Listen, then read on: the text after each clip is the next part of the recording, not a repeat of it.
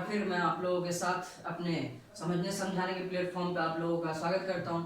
और जैसा कि हमने पहले क्लास 11 के मैथमेटिक्स के कुछ टॉपिक्स डिस्कस किए हैं, आज मैं फिर आप लोगों के साथ क्लास 11 के कुछ टॉपिक्स को डिस्कस करूंगा। और 11th क्लास का मैथमेटिक्स चैप्टर फर्स्ट सेट्स, हम लोग यही चीज़ों को आगे लेके चल रहे हैं। और हमने एक्सरसाइज 1.1 का इंट्रोडक्शन भी किया और हमने उसके एक्सरसाइज के क्वेश्चंस भी किए। अब मैं जो नेक्स्ट टॉपिक अपना डिसाइड करने वाला हूँ वो मेरा एक्सरसाइज 1.2 का पहले हम इंट्रोडक्शन करेंगे, उसके बाद हम एक्सरसाइज की तरफ चलेंगे।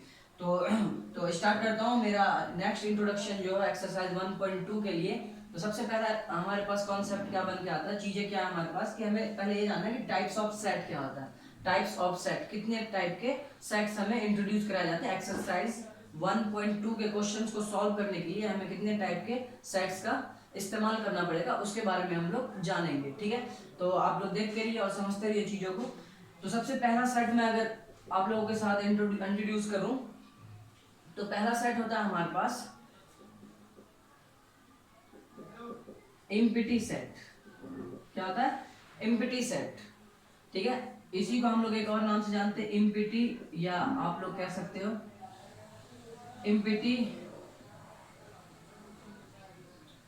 या नल सेट। इसी को हम लोग नल भी कहते हैं, और करके आप लोग ये जो इसी को हम लोग वाइड सेट भी कहते हैं। तो इसको हम तीन नाम से इंट्रोड्यूस कराते हैं, तीनों का मतलब मीनिंग सेम है। ठीक है, तो हम जानते हैं कि आखिर किसको हम एम्प्टी सेट बोलेंगे। ठीक है, तो मैं एक डेफिनेशन तैयार करता हूं कि अ set is said to be a set, एक set is said to be empty set if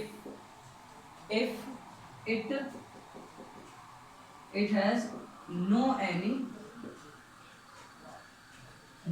element, if it has no any element। तो मैं कहना क्या चाह रहा हूँ आप लोगों से, क्या समझाना चाह रहा हूँ यहाँ पे, कि चीजें ये है कि वो सेट एम्प्टी सेट कहा जाएगा जिसमें एक भी एलिमेंट नहीं होगा, जिसमें एक भी एलिमेंट नहीं होगा। उस टाइप के सेट को हम किस नाम से जानेंगे? एम्प्टी सेट का। तो हम लोग इसको इट इज डिनोटेड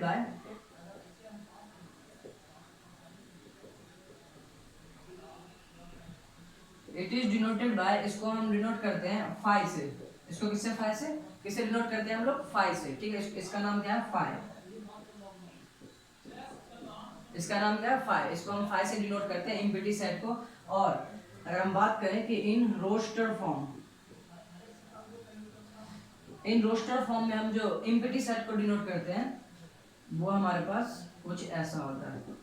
इसका मतलब ही क्या है? ये एम्प्टी सेट। ठीक है, कि सिर्फ हम ब्रैकेट लगाते हैं और उसके अंदर एक भी एलिमेंट हमारे पास नहीं होता है, तो हम किस नाम से जानते हैं? एम्प्टी सेट के नाम से जानते हैं। ठीक है, एग्जाम्पल लेके हम लोग समझते हैं, बहुत अच्छे तरीके से समझ में आएगा आप लोगों को जब एग्जाम्पल्स हम लेंगे। ठीक है, तो मैं अगर लिखना चाहता हूँ कि एक सेट है हमारे पास, कोई एक सेट है एक्स हमारे पास। हमने रोस्टर फॉर्म में तो देख लिया कि इसको हम ऐसे लिख सकते हैं ना, ये मैं एक सेट बिल्डर फॉर्म तैयार कर रहा हूँ और चीजें हमारे पास सेट बिल्डर फॉर्म में ही दिखेंगी ज्यादातर। ठीक है, उसको सेट बिल्डर फॉर्म को ही हम लोग क्या करेंगे? रोस्टर फॉर्म में रखेंगे, और रोस्टर फॉर्म में देखेंगे कि अगर कोई एलिमेंट्स नहीं है सेट में तो हम लोग इस तरीके से रिप्रेजेंट कर पाएंगे, ओनली विद ब्रैकेट, है ना। तो यहाँ पे एक्स सच दैट, अगर मैं लिख देता हूँ x बिलोंग्स टू n, ध्यान से समझिएगा, मैं समझाना चाहता हूँ बहुत बेसिक चीज, आप लोग अगर समझ जाइएगा चीजों को तो बहुत अच्छे तरीके से आप लोग खुद से चीजों को सॉल्व कर पाइएगा। x belongs to n and मैंने x लिया और x कैसा? और सारे नेचुरल नंबर से आ रहे हैं, सारे नेचुरल नंबर से। ठीक है, तो ये तो हमारे पास ठीक है, लेकिन यहाँ पे मैं एक कंडीशन लगा देता हूँ कि 5 less then x less then 6। मैंने क्या बोला कि x के साथ मैंने एक कंडीशन लगा दिया। क्या कंडीशन लगाया? कि x जो होगा वो नेचुरल नंबर होगा और 5 और 6 के बीच में होगा, ना 5 होगा ना 6 होगा, 5 और 6 के बीच में होगा। अब मुझे एक बात बताइए कि 5 और 6 के बीच में कोई भी ऐसा हमारे पास एलिमेंट है क्या? कोई भी ऐसा नंबर है हमारे पास जो नेचुरल नंबर हो? नहीं है। तो यही हमारा क्या हो जाएगा? 5। ये क्या हमारे पास? एम्प्टी सेट है, क्योंकि इस कंडीशन के अकॉर्डिंग हमारे पास सेट में एक भी एक भी हमारे पास एलिमेंट्स नहीं दिखेंगे, इसलिए हम इसको क्या करेंगे, एम्प्टी सेट। आप लोग खुद समझ सकते हो बात को, ठीक है। और दूसरा अगर हम और चेक करते हैं कि x हमारे पास है और x कैसा है, आप लोग ऐसा लिख सकते हैं कि x belongs to n, x belongs to n and X square equal to -9। मैंने यहाँ पे एक स्टेटमेंट और तैयार कर लिया, बस हम अपने पॉइंट ऑफ व्यू तैयार कर रहे हैं इम्प्टी सेट को लेके। x belongs to n and X square equal to -9 लिखा। मुझे एक बात बताइए कि x नेचुरल नंबर से आ रहा है, सबसे फर्स्ट ऑफ ऑल थिंग ये है हमारे पास कि किसी भी नंबर का जब मैं स्क्वायर करूंगा, क्या करूंगा, स्क्वायर, तो जो हमारे पास रिजल्ट आएगा ना वो हमेशा पॉजिटिव में आएगा। किस में आएगा, पॉजिटिव में। लेकिन यहाँ पे तो माइनस बता रहा है, तो इसका मतलब ये है कि ऐसा कोई भी नेचुरल नंबर नहीं है, ऐसा कोई भी नेचुरल नंबर नहीं है। नेचुरल क्या, मैं किसी भी सेट की बात करता ना, कोई भी ऐसा इंटीजर बोलता, मैं होल नंबर कोई भी सेट लेता, तो ऐसा कोई भी हमारे पास डिजिट नहीं है जो मैं उसका स्क्वायर करूंगा तो हमारे पास रिजल्ट माइनस में आ जाए, ठीक है। तो इसका मतलब ये है कि ये भी हमारा क्या है, एम्प्टी सेट है, क्योंकि एक भी एलिमेंट इसके अकॉर्डिंग सेट में नहीं आ पाएगा। इसका अगर हम रोस्टर फॉर्म लिखते हैं, रोस्टर फॉर्म, तो कुछ ऐसा ही होगा, क्योंकि एक भी एलिमेंट इसके अकॉर्डिंग यहाँ पे नहीं है, ठीक है। लेकिन हमें क्वेश्चंस में ये पूछा जाएगा कि बताइए ये नल सेट है या नहीं, ये वॉइड सेट है या नहीं, या वही की बात है एम्प्टी सेट है या नहीं है, ठीक है। तो हम लोग चीज़ों को देख के बता सकते हैं कि ये हाँ ये नल सेट होगा या एम्प्टी सेट होगा, ठीक है। हम लोग और एग्जांपल लेके समझ सकते हैं। यहाँ पे c इक्वल टू हमने x सच दैट, हमने लिखा कि x such that x is prime, x is prime number between, ये बिटवीन का साइन है, ठीक है, बिटवीन 5 एंड 7। ये हमारे पास एक सेट बिल्डर फॉर्म के सेट बिल्डर फॉर्म यहाँ पे अगर दे दिया जाता है और पूछा जाता है बताओ ये कौन सा सेट होगा, तो आप लोग एक बेहतर समझ रहे होंगे कि x लेना है हमें, और x कैसा होना चाहिए, x हमारे पास प्राइम नंबर होने चाहिए, और वो भी प्राइम नंबर तक तो बात ठीक थी, लेकिन इसमें एक कंडीशन और बोल दिया कि बिटवीन 5 एंड 7। अब एक बात बताइए, 5 और 7 के बीच में कोई प्राइम नंबर है क्या, है नहीं है। तो बेसिकली बात हम कहेंगे कि हमारे पास ये क्या है, एम्प्टी सेट होगा, ठीक है। ऐसे बहुत सारे हमारे पास क्वेश्चंस है, हम जब एक्सरसाइज के क्वेश्चंस करेंगे ना तो उसमें बहुत इन डिटेल चीज़ों को और समझेंगे। मैंने तो अपनी तरफ से आप लोगों के सामने कुछ एग्जांपल्स लिख दिए हैं ताकि आप लोग अपना पॉइंट ऑफ व्यू चीज़ों को आइडेंटिफाई कर सको, आप इन एम्प्टी सेट को पहचान सको, ठीक है। तो इसलिए मैंने चीज़ों को लिख दिया है। तो आप लोग एग्जाम्पल बहुत सारे और भी एग्जाम्पल आप लोग ले सकते हो,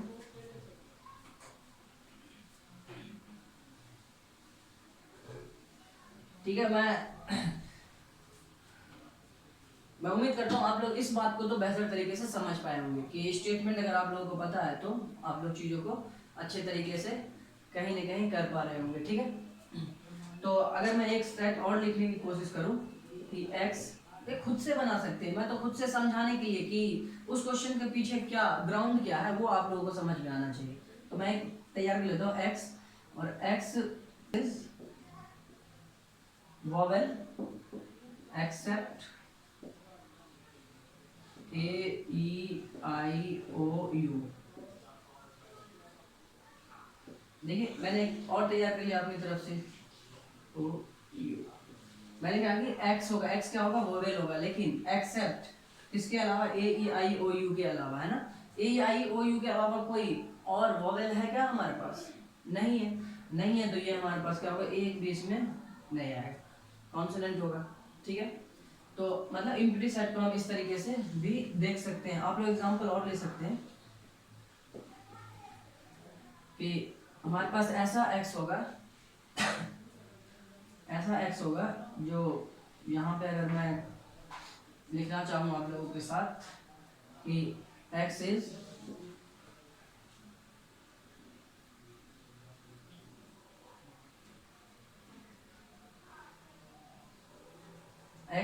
whole number and -5 greater than x greater than -2।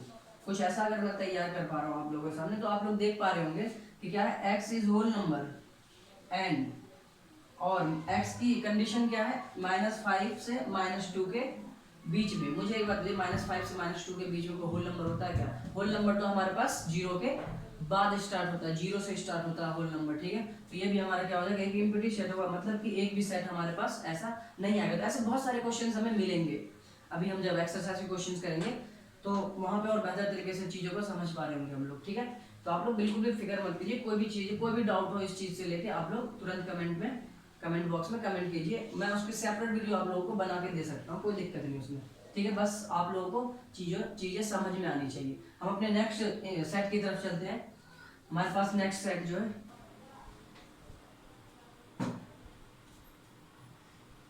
दूसरा हमारे पास है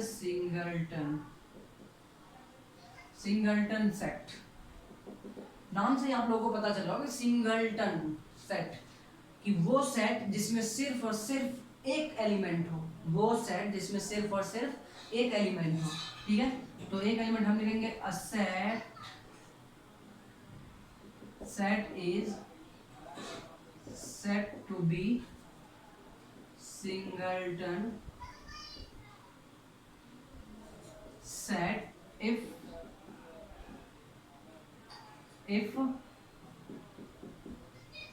it has only one element। क्या हो? only one element। वो सेट सिंगलटन सेट के नाम से जाना जाएगा जिसके अंदर सिर्फ और सिर्फ एक एलिमेंट हो, ठीक है। तो इसका अगर एग्जांपल हम लेते हैं, इसका हम लोग अगर एग्जांपल लेते हैं तो एग्जांपल आप लोग बहुत बेहतर कुछ भी ले सकते हो। मैंने यहाँ पर अगर एक लिख लिया एग्जांपल, ये ब्रैकेट में मैंने करली ब्रैकेट में मैंने 3 दे दिया, सेट है लेकिन एक है हमारे पास, तो ये हमारा क्या हो जाएगा, सिंगलटन सेट, एक टर्म, ठीक है। आप लोग एग्जांपल और भी ले लीजिए कि x belongs to n and 5 greater than x greater than 7। तो इसका मतलब आप लोगों को क्या दिख पा रहा है, इसका मतलब आप लोगों को दिख पा रहा होगा कि b जो है हमारे पास और b जो है हमारे पास वो 6 है, b 6 ही होगा। x कैसा है, नेचुरल नंबर है, एंड कंडीशन क्या है x की, 5 और 7 के बीच में, 5 और 7 के बीच में एक ही नेचुरल नंबर होता है, ठीक है। तो वो हमारा 6 है। एक सिंगलटन है, एक टर्म है हमारे पास, तो वो क्या हो जाता है, सिंगलटन हो जाएगा, है ना, सिंगलटन टर्म हो जाएगा। और यहाँ पे एक और अब एग्जांपल ले सकते हो, x हमारे पास, x कैसा, x is prime number between 5 and 11, 5 and 11, ठीक है। तो x कैसा हमारे पास, एक प्राइम नंबर है, कैसा, 5 और 11 के बीच का। तो यहाँ पे अगर मैं लिखूं इसको तो ये हमारे पास क्या होगा, एक 7 ही तो होगा, 7 होगा, एक टर्म आया, ठीक है। तो कहीं ना कहीं ये बात हमें क्या बताएगी, यही हमारा क्या सिंगलटन है। तो हम पहचान पा रहे होंगे कि चीज़ें हमारे पास कौन कौन से सेट के नाम से जानी जाती है, ठीक है। तो हम चलते हैं अपने नेक्स्ट टॉपिक की तरफ। तो एग्जांपल आप लोग और भी समझ सकते हो इसको, अगर मैं एक और एग्जांपल लूँ कि वो x यहाँ पे x square equal to 9, x square equal to 9 and यहाँ पे n x belongs to n, क्या लिखा मैंने कि d equal to x square equal to 9 तो लिख दिया मैंने, ठीक है। एंड एक कंडीशन और दे दी है कि x क्या होना चाहिए, नेचुरल नंबर होना चाहिए। अगर मैं यहाँ पे ये x नेचुरल नंबर नहीं बोलता ना, तो इसमें 2 टर्म आते, 2, क्योंकि x की जगह पे मैं -3 रखता तब भी 9 आता, x की जगह पे मैं 3 रखता तब भी 9 आता, तो 2 टर्म आते। तो ये मैंने सिर्फ नेचुरल नंबर बोला है, तो नेचुरल नंबर नेगेटिव में नहीं है, पॉजिटिव में होगा, तो x सिर्फ 3 ले सकते हैं हम, 3। इसका मतलब ये है ना कि d इक्वल टू एक हमारे पास ये वाला टर्म है ना 3 होगा। तो यही हमारा एक कहानी है छोटी सी सिंगलटन को लेके, ठीक है। तो आप लोग इसको बेहतर तरीके से लिख लीजिए। हम चलते हैं अपने नेक्स्ट सेट की तरफ।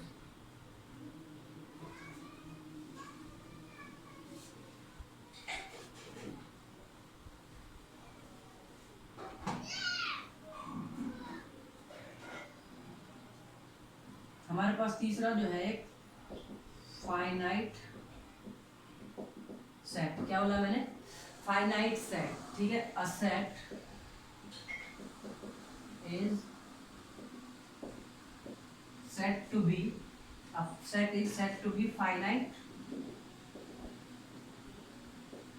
set if it has the certain number of element, it has certain, आप ये बोल दीजिए, या काउंटेबल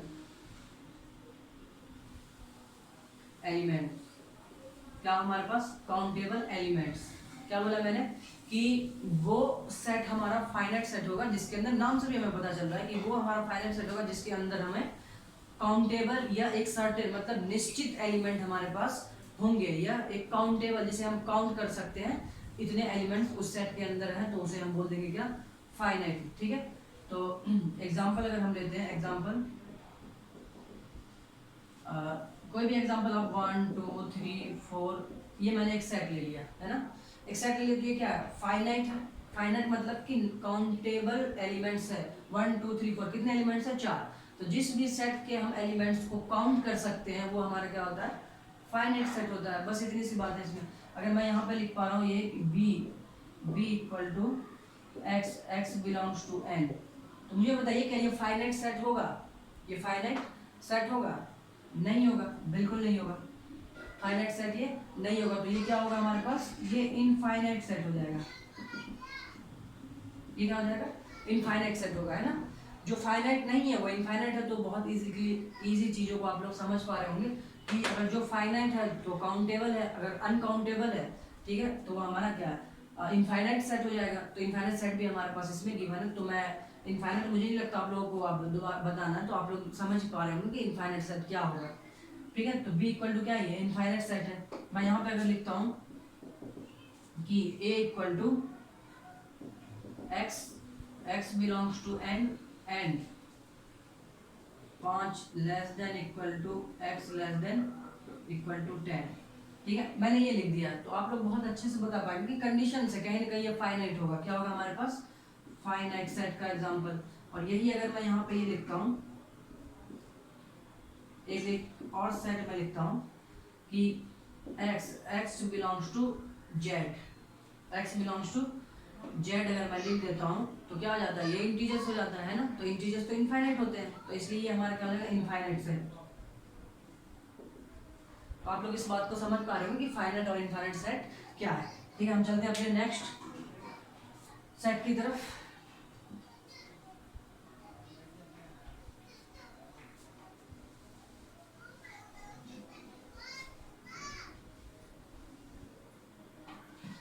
हम अपने फोर्थ सेट की तरफ चलते हैं। फोर्थ सेट हमारे पास जो है वो है cardinal number of finite set. क्या है, cardinal number of finite set, ये हमारा एक टॉपिक है, cardinal number of finite set. तो कुछ नहीं होता है ये हमारे पास, ये हम सीधा से कर सकते हैं कि the number of elements of a finite set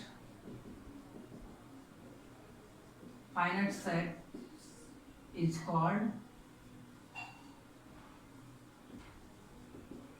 cardinal number of finite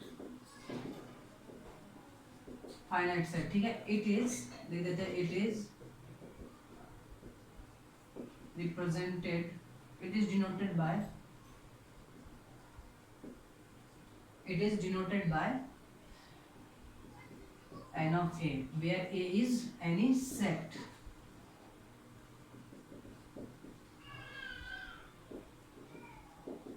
any finite set। ये क्या हमारे पास कोई भी फाइनाइट सेट है। अच्छा, एग्जांपल से हम समझते हैं कि हमने a इक्वल टू 1 2 3 4 ये रखा, a कोई सेट है, तो number of elements of a finite set है ना, तो फाइनाइट है तो इसको कहीं ना कहीं, तो मैं इसको n ऑफ a अगर लिखता हूँ तो कितना हो जाएगा, 4। नंबर ऑफ फाइनाइट सेट कितने होंगे, 4। तो आप लोग इसको बहुत अच्छे तरीके से देख पा रहे होंगे कि 2 4 8 10 ये हमारे पास एक फाइनाइट सेट है। ठीक है, तो मैं अगर इसको cardinal number of finite set बोलता हूँ तो ये हमारे 1 2 3 4 5, तो ये हमारे पास है cardinal number of finite set. ठीक है, इस बात को आप लोग समझ पा रहे होंगे। हम लोग चलते हैं अपने नेक्स्ट एक अच्छे टॉपिक, एक बहुत अच्छे सेट को लेके आगे बढ़ते हैं।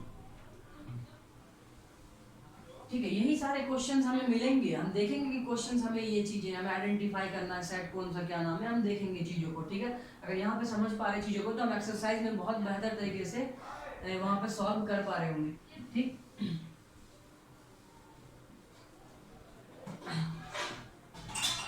अब हमारे पास जो एक पांचवा सेट होगा इक्विवेलेंट सेट, हमारे पास क्या है ये इक्विवेलेंट सेट। इसका अगर मैं एग्जांपल लिखता हूँ कि 2, इसका एग्जांपल लिखता हूँ मैं 2A and B are finite set. मैंने क्या बोला कि A और B कोई दो फाइनाइट सेट है। ठीक है, क्या है फाइनाइट सेट है। सेट्स आर called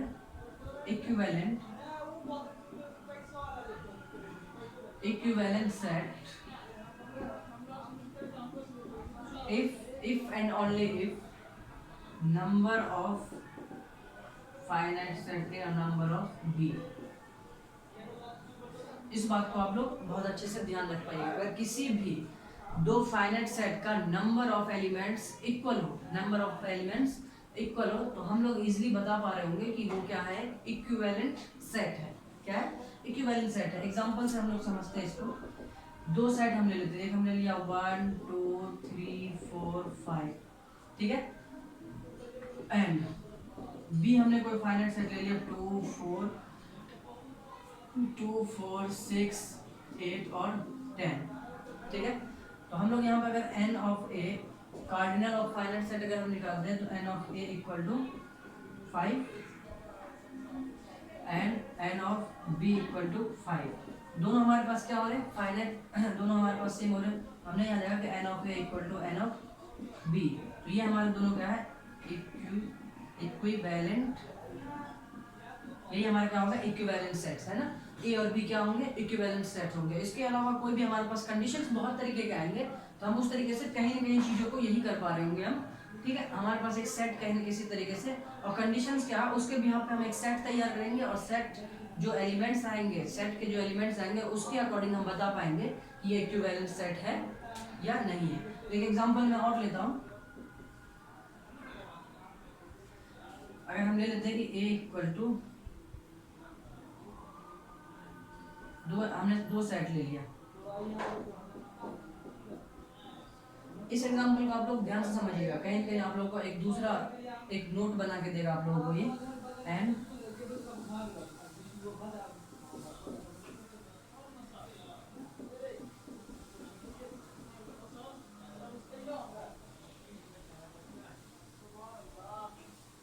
ठीक है, हमने तैयार कर लिया दो सेट, दो फाइनाइट है, दैट मींस फाइनाइट मतलब कि हमारे पास नंबर ऑफ एलिमेंट्स होने चाहिए, है ना, नंबर ऑफ एलिमेंट फाइनाइट होने चाहिए। तो हमारे पास दो फाइनाइट एलिमेंट फाइनाइट सेट है।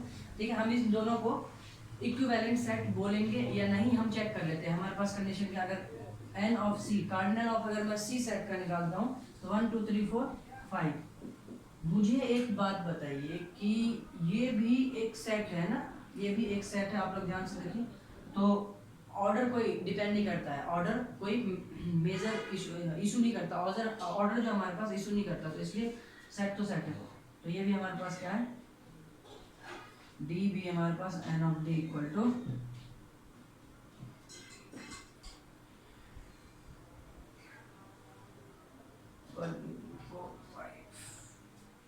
ये 5 आएगा, ये भी हमारे पास 4। तो हमारे पास दोनों क्या है, इक्वल है। तो मैं उम्मीद कर पा रहा हूँ कि आप लोग इक्विवेलेंट सेट अच्छे तरीके से समझ गए होंगे। तो कुछ नहीं करना इसमें, cardinal of finite set A equal to cardinal number of finite set B, दोनों इक्वल है हमारे पास, तो हम बोल पाएंगे कि वो क्या है, हमारा इक्विवेलेंट सेट है। ठीक है, हम एक नेक्स्ट सेट की तरफ चलते हैं।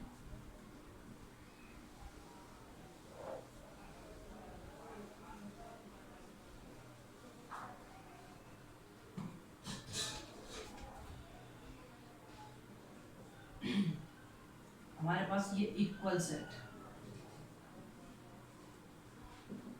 इक्वल सेट्स को हम कैसे डिफाइन करते हैं वो देखिएगा आप लोग। A and B are two finite sets are called equal sets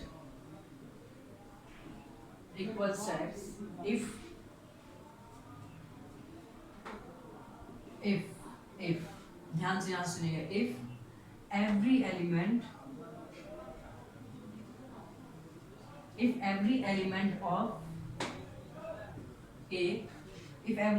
of A is a member of set B and every element of set A, set लिख लीजिए आप लोग, अंडरस्टूड है, सेट ए और बी मैं बोल रहा हूँ, and every element of set B is अ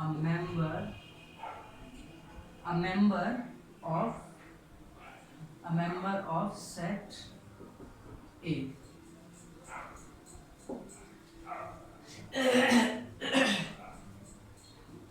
मैंने एक डेफिनेशन तैयार किया आप लोगों के लिए, क्या लिखा हुआ है कि A and B are two finite set, ठीक है, are called equal set if every element of set A is a member of set B and every element of set B is a member of set A. हर element मतलब कि ए और B कोई element है और ए के सारे element B में और बी के सारे एलिमेंट मेंबर ऑफ ए के, तो हम उन दोनों सेट को क्या कह पाएंगे, इक्वल सेट। एग्जांपल से हम लोग समझते हैं कि हमारे पास दो सेट है, 1 2 3 4, ठीक है, ये वाला हमारे पास एग्जांपल है,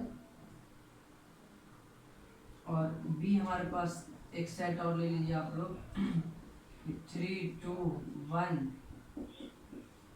4, ठीक है, हमने ले लिया। अब हम बात कर रहे हैं इसको कि ये इक्वल सेट होगा या नहीं होगा।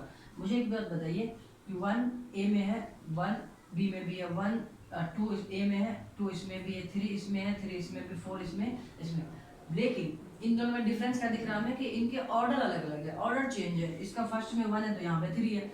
तो मैं बार बार एक बात आप लोगों से रिपीट तो कर रहा हूँ, क्यों कर रहा हूँ, क्योंकि आप लोग इस बात को ध्यान रख पाए कि सेट के अंदर ऑर्डर मैटर नहीं करता है, सेट के अंदर ऑर्डर मैटर नहीं करता है, ठीक है। तो सारे एलिमेंट एक दूसरे को, तो मैं कह पाऊंगा कि A and B are equal set, ठीक है। एक एग्जांपल और लेके आप लोग समझ सकते हैं,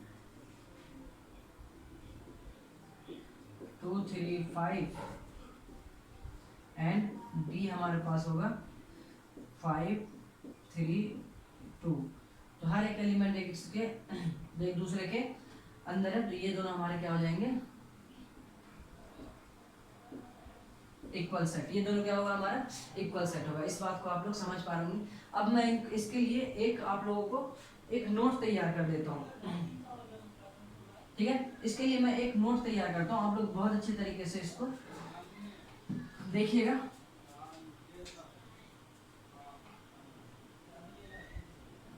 ये आपके काम आएगा, ध्यान से आप लोग ध्यान से इसको देखिएगा कि equal set is equivalent set. Equal sets are equivalent sets, but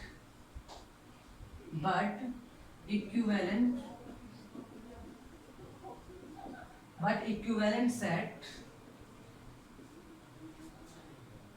does not need to equal set, ठीक है। ये बात मैं क्यों बोल पा रहा हूँ, पर जरा ध्यान से इस पे मैं बात कर लेता हूँ थोड़ा सा। यार इक्वल सेट जो है वो जितने सारे इक्वल सेट क्या होंगे, इक्विवेलेंट सेट होगा। लेकिन सारे इक्विवेलेंट सेट जरूरी नहीं कि वो इक्वल सेट होगा। अगर मैं एक बात करता हूँ यहाँ पे A इक्वल टू मैंने लिया है कि 1 2 3 4, अब मैं दोनों को कंबाइन कर रहा हूँ, और B हमने लिया है 2 3 4 1, ठीक है। मैंने B ये लिया और A हमने एक सेट, A भी दो फाइनाइट सेट ले लिया। अच्छा मैं कार्डिनल की बात कर, number of A equal to कितना होगा 4, और मैं यहाँ बात करता हूँ n of B equal to 4, दोनों के लिए 4 है। इसका मतलब ये हो गया कि क्या ये, तो कहीं ना कहीं इक्वल सेट भी है, इक्विवेलेंट एंड इक्वल दोनों सेट है ये, ठीक है। और एक बात मैं अगर यहाँ पे समझ पा रहा हूँ कि A equal to 2 3 5, B equal to 5 3 1, ठीक है। मैंने अब यहाँ पे दो सेट लिया, यहाँ ध्यान से देखिएगा, ठीक है। A और B मैंने दो फाइनाइट सेट लिया, दो फाइनाइट सेट ले लिया। मैं यहाँ पे क्या करता हूँ कि n of A equal to 3, n of A equal to 3, और यहाँ पे n of B equal to 3, दोनों में एलिमेंट, ठीक है। अगर ये दो बात है, दोनों अगर इक्वल, तो ये इक्विवेलेंट सेट तो है, इक्विवेलेंट सेट तो है, बट ये हमारे पास equal set not equal set, equal set नहीं होगा, क्योंकि इक्वल सेट कहता है कि A का हर एलिमेंट B में हो और B का हर एलिमेंट A का मेंबर हो, ये कहता है। तो इसमें तो नहीं है, इसमें 1 नहीं है, इसमें 1 है, ठीक है। लेकिन एक बात हमें दिख रहा है कि नंबर ऑफ एलिमेंट्स दोनों में सेम है, नंबर ऑफ एलिमेंट्स दोनों में सेम है, तो इक्विवेलेंट है। बट हमारे पास अगर मेंबर दोनों के सेम नहीं है तो हमारे पास वो इक्वल सेट नहीं है। तो हमने क्या देखा कि इक्विवेलेंट तो है लेकिन इक्वल नहीं है। तो इक्विवेलेंट जरूरी नहीं है कि इक्वल हो, बट इक्वल जो होगा वो इक्विवेलेंट होगा ही होगा। तो इस बात को आप लोग समझ पा रहे होंगे एग्जाम्पल से बहुत अच्छे तरीके से, ठीक है। तो ये हमारे पास इसका इक्वल सेट का एक्सप्लेनेशन है। तो आप लोग इसको बहुत अच्छे तरीके से लिख लीजिए और समझ लीजिए। इंट्रोडक्शन ले लिया है कि हम अपने 1.2 के एक्सरसाइज को बहुत इजीली सॉल्व कर पा रहे होंगे। तो ठीक आप लोग कोशिश कीजिए एक्सरसाइज 1.2 के क्वेश्चंस को सॉल्व करने का। बाकी मैं अपना नेक्स्ट वीडियो लेके आऊँगा एक्सरसाइज 1.2 के क्वेश्चंस और उसके बहुत अच्छे तरीके से सॉल्यूशंस करेंगे जो हमारे लिए इंपॉर्टेंट होंगे। और मैं अगर इस बात को समझ पा रहा हूँ कि आप लोग अगर अच्छे से इस लेक्चर को देख पाए हैं, अच्छे से समझ पाए हैं, तो आप लोग एक्सरसाइज के क्वेश्चंस को भी बहुत अच्छे तरीके से डील कर पा रहे होंगे। तो आज के लिए इतना ही, बाकी हम नेक्स्ट वीडियो में मिलते हैं, ठीक है। ज़्यादा से ज़्यादा चीज़ों को शेयर कीजिए और जो न्यू स्टूडेंट है वो सब्सक्राइब कीजिए। बाकी हम लोग मिलते हैं। और आप लोगों को नंबर सिस्टम का क्लासिफिकेशन चाहिए तो हमारा लिंक डिस्क्रिप्शन में, आप लोग उसे देखिए और अच्छे समझ में चीज़ों को समझ पाइएगा, ठीक है। तब तक के लिए अपना ध्यान रखिए, बाय बाय, टेक केयर।